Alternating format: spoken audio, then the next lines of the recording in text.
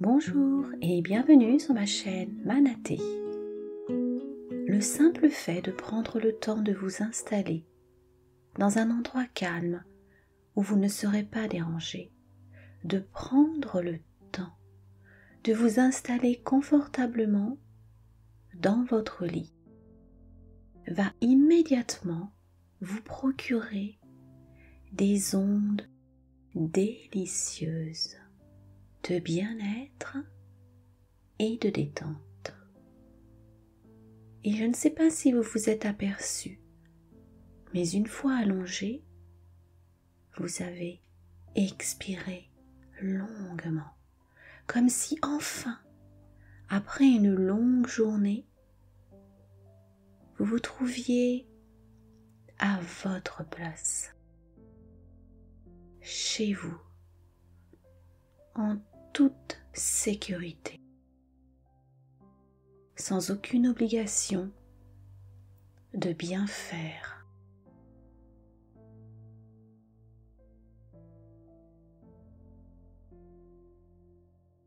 Et je vais vous demander d'observer votre corps, d'observer minutieusement chaque partie, chaque membre de votre corps, sans rien changer, sans rien contrôler. Juste observer, ressentez, appréciez ce moment de lâcher prise.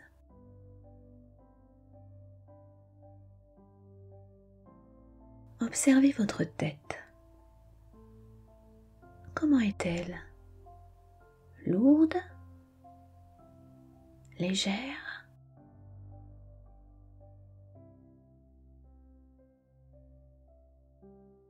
Observez votre visage. Comment est-il? Dur? Serein?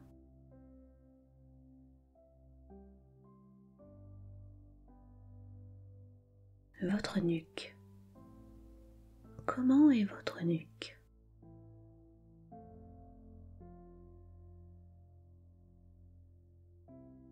Vos épaules.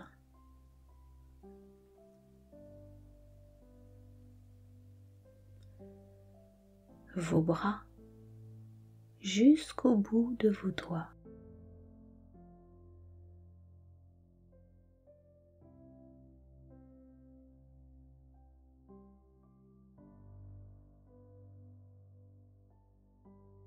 Votre dos, tout votre dos.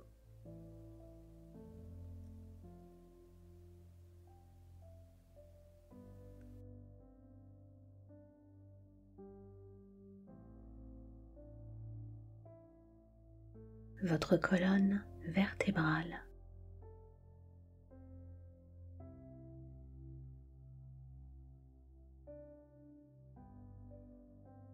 Votre poitrine.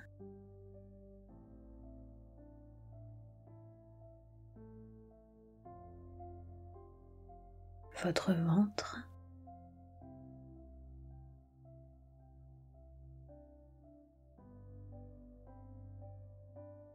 Votre bas-ventre.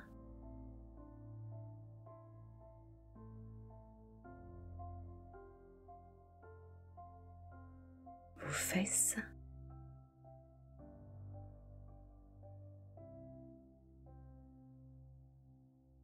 Vos jambes.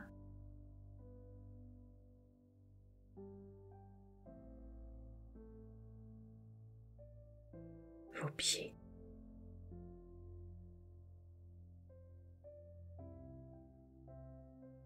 Jusqu'au bout de vos doigts de pied.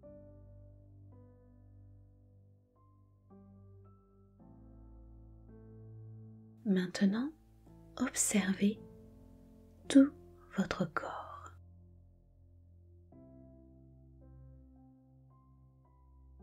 Et la détente, le calme, parcourir tout votre corps et votre esprit. Vous êtes si bien, si confortablement installé, si merveilleusement bien.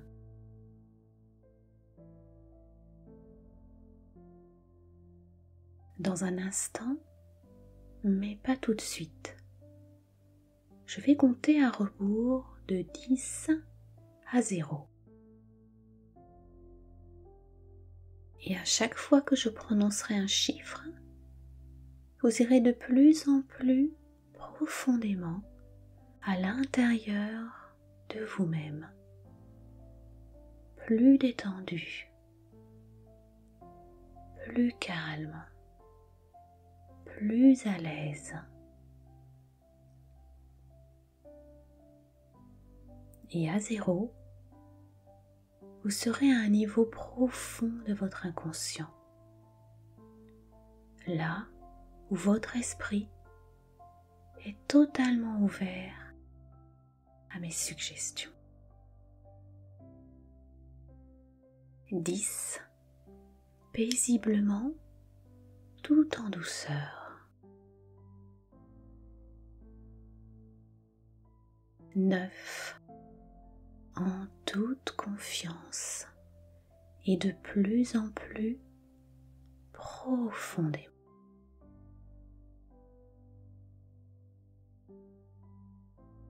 8, comme à l'intérieur de vous-même.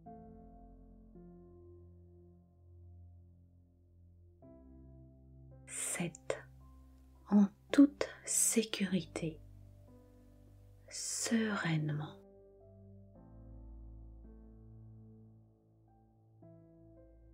6, tout à l'intérieur, doucement, au plus profond de vous-même.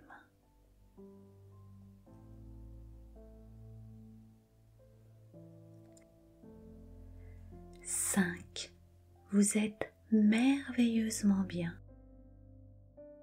en toute tranquillité.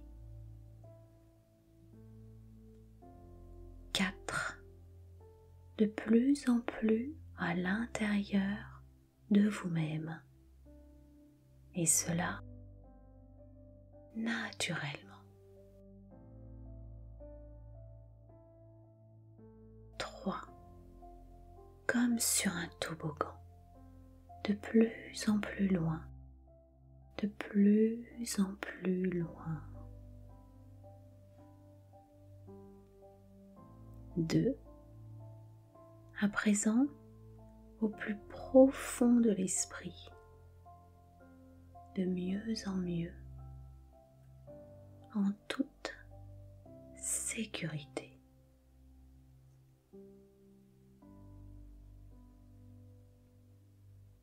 1, désormais, là où il est si agréable d'être, à l'intérieur de soi, là où on a toujours été, merveilleusement, totalement, naturellement.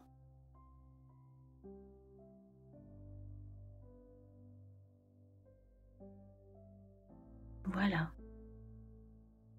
c'est bien. Et vous pouvez vous laisser aller au sommeil en écoutant cette jolie histoire. Le rêve de Tao. Dans un petit village de Chine, non loin de la ville de Nankin, vivait un jeune homme prénommé Tao. Il était très pauvre, mais cela ne l'empêchait pas d'être généreux et toujours prêt à aider son prochain.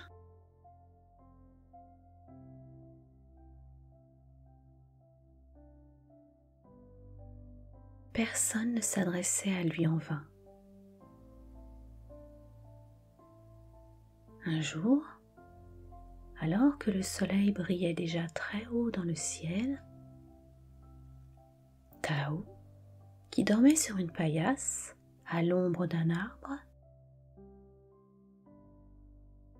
fut réveillé assez brutalement par un inconnu. Surpris, il ouvrit les yeux et vit devant lui un homme tout de gris vêtu. « Réveille-toi, Tao, » lui dit l'inconnu. « La reine t'attend. »« La reine s'étonna Tao. « Mais je ne connais pas de reine. »« Elle, en revanche, te connaît, » poursuivit l'homme en gris.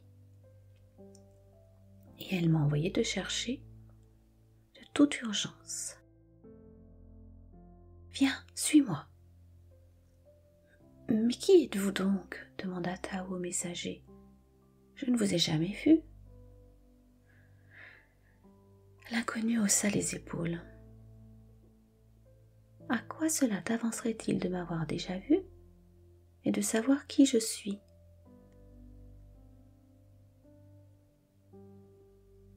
La reine a besoin de ton aide.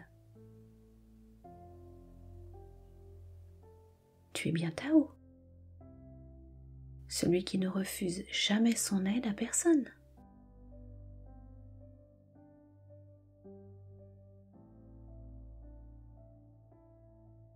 Tao n'osa plus poser de questions. Il replia rapidement sa paillasse et suivit l'inconnu.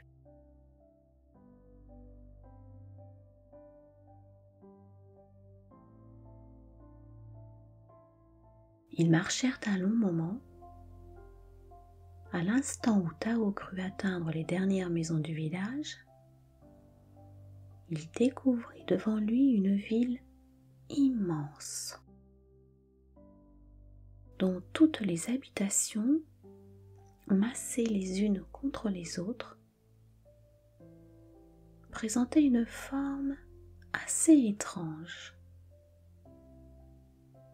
qui lui sembla vaguement familière.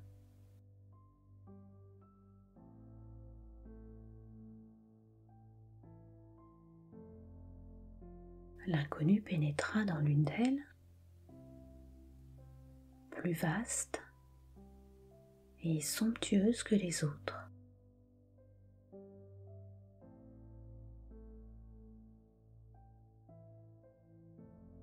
Tao le suivit. Ils arrivèrent dans une salle immense où une très belle femme était assise sur un trône majestueux. Elle portait dans les cheveux un diadème qui scintillait de 1000 feux. « Merci d'être venu, » murmura-t-elle. « Mon royaume court un grand danger et tu es le seul à pouvoir le sauver. »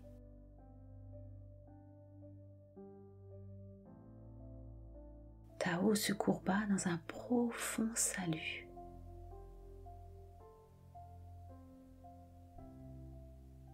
« Ce sera un honneur pour moi, votre majesté, » balbutia-t-il. « Je vais te présenter à ma fille, » poursuivit la reine d'une voix douce.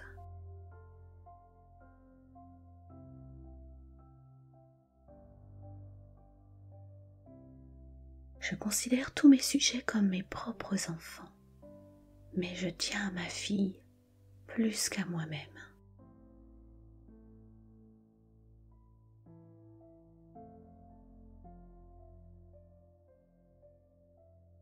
Tao crut entendre des milliers de clochettes d'or. Et une jeune fille, également très belle, entra dans la pièce. Son visage était pâle comme le lys. Et ses cheveux de jais coulaient en cascade le long de son dos.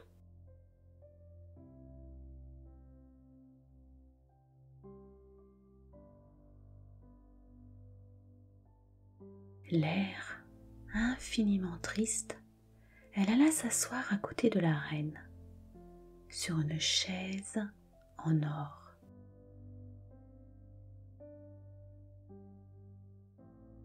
À peine fut-elle installée qu'une dame de la cour entra, tout essoufflée, en hurlant « Le monstre! Le monstre !» La reine se leva.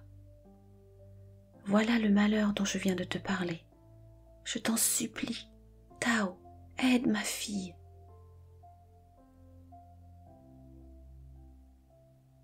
Elle a pour mission de reconstruire une capitale. Mais sans toi, jamais elle n'y parviendra.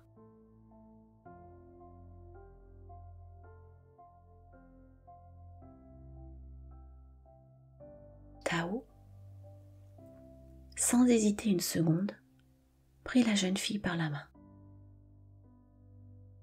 Et ensemble, ils quittèrent le palais discrètement.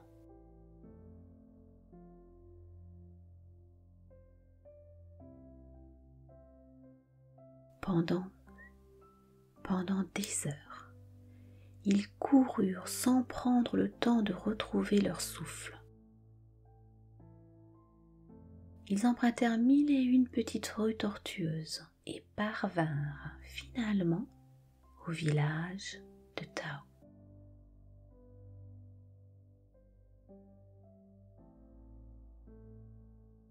Là, ils purent souffler un peu. « Comme c'est calme ici, » soupira Fleur de Lotus, car c'est ainsi que la jeune princesse s'appelait. « Nous sommes loin de tout danger à présent, » dit Tao. «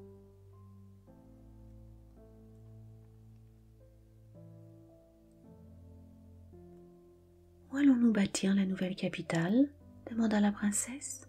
« Une capitale ?» demanda Tao, qui n'avait pas très bien compris lorsque la reine lui avait parlé dans son palais.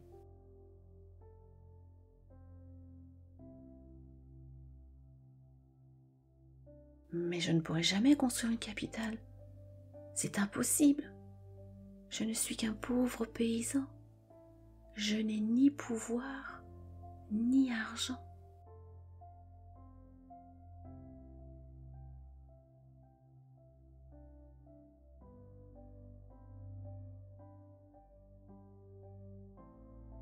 La princesse le regarda et de grosses larmes roulèrent sur ses joues. «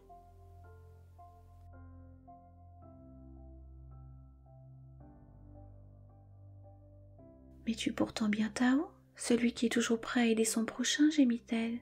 « Toi seul es capable de le faire. »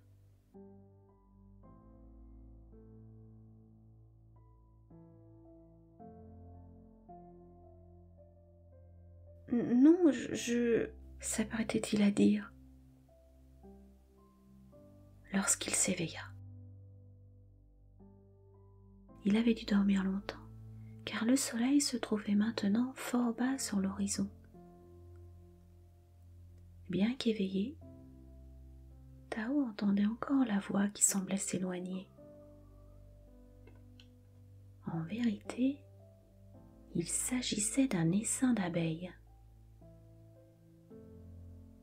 Elle semblait perdue et tournait dans tous les sens autour des fleurs du jardin.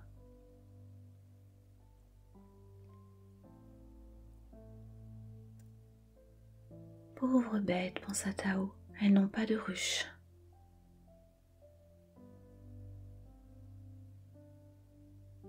Je vais leur en fabriquer une.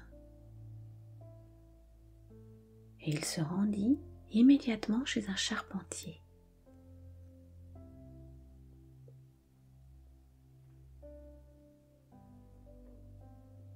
Je me demande d'où peuvent bien venir toutes ces abeilles, pensa-t-il.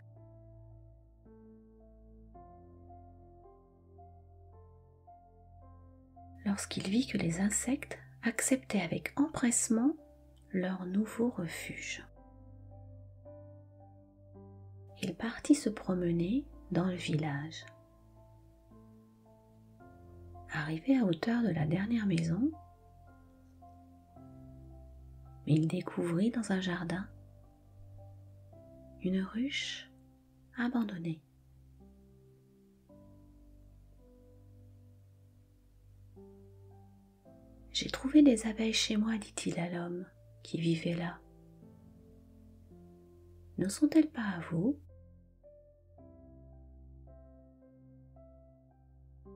C'est possible, répondit l'homme. Elles ont dû fuir, ajouta-t-il, en ôtant le couvercle de la ruche. Comme il se penchait, il y découvrit un serpent. « Oh, le monstre de mon rêve !» se dit Tao. De retour chez lui, il installa dans son jardin toute une rangée de belles ruches semblables.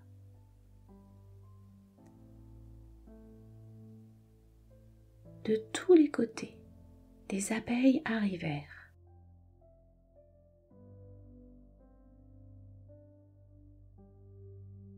Elles se mirent à butiner ses fleurs et lui offrirent tellement de miel en échange de sa protection que Tao, le généreux, devint bientôt riche. Mon histoire est terminée et je vais vous laisser rêver et dormir d'un sommeil de juste. Vous réveillerez demain matin fort, forte, d'une énergie positive, heureux, heureuse de vivre l'instant présent. Très belle nuit à vous. Si cette hypnose vous a plu, n'hésitez pas à la partager, à vous abonner et à cliquer sur le pouce bleu afin de m'aider à poursuivre cette aventure avec vous. Namasté.